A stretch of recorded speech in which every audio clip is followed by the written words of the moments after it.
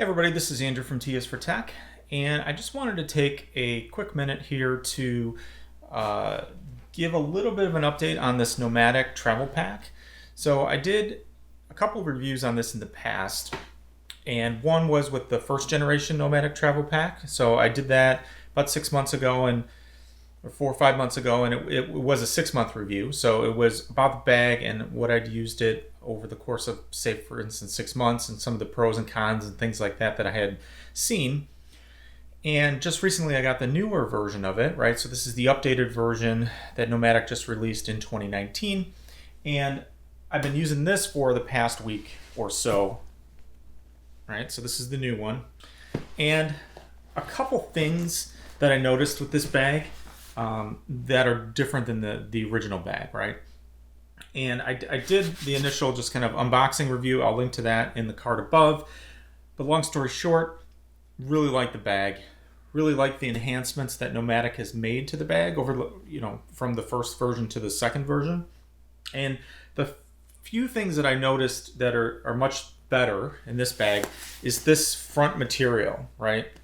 So the material in the front of the bag, they changed that tarpaulin material to, I don't even know what this is called, but it's still weather resistant and water resistant, but it doesn't get as many scratches on it. So that was the first thing that I noticed with the other bag. Is within like a week, I had like scratches all over the front of the bag that just didn't look good, right? It's like a brand new bag and it's all scratched up. So they fixed that with this new material on the front. And I really do like that. The zippers are much better. So that was one thing that I had talked about in the past. The zippers felt sticky, hard to maneuver and zip and unzip. And that does seem resolved on the main zippers of the bag. They changed some of the radius of the zip radius on these corners here. They changed out the zippers to YKK zippers, and it's just overall much better. It also stands up a little bit better than the other one. For whatever reason, I have this loaded out and packed the same as the prior bag, and the prior bag would always want to tip forward and fall over. So they changed it just a little bit. I mean, it still kind of leans to the front, right? But it doesn't fall over. So I think they kind of shuffled the bottom around a little bit.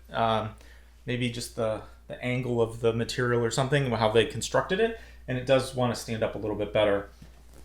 The other issue that I had in the past with those bottom zippers coming unzipped, well, they removed those bottom zippers on this bag. So on the front of the bag, it no longer has the dual zip for this compartment, which I guess is kind of good, and it's also a little weird because they still advertise that you can easily access this bottom area where they put that little keychain holder, right? The little pull-out thing.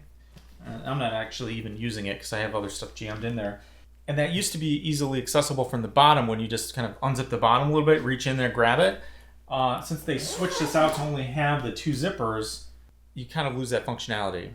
But I don't care because it was always a pain in the butt and they were always coming unzipped anyway. So for me, that doesn't really make a difference.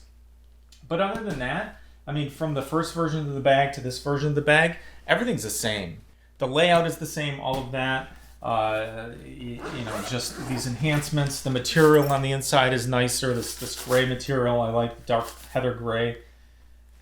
And all in all, this past week, have really enjoyed using the bag. And it's definitely worth the upgrade. If you have an older version of the bag, you're looking at a new one, something's wrong with your other one, or if you're in the market for a Nomatic bag and you've never had one before, definitely highly recommend this. So if you have any questions, go ahead and drop those below.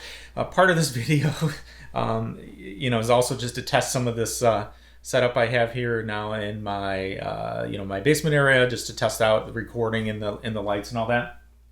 So I needed to make a video, and I decided to make it about this. So let me know if you have any questions. Consider subscribing to the channel, giving this video a thumbs up. It'll really help. This is Andrew from T is for Tech. Thanks for watching, and I'll see you next time.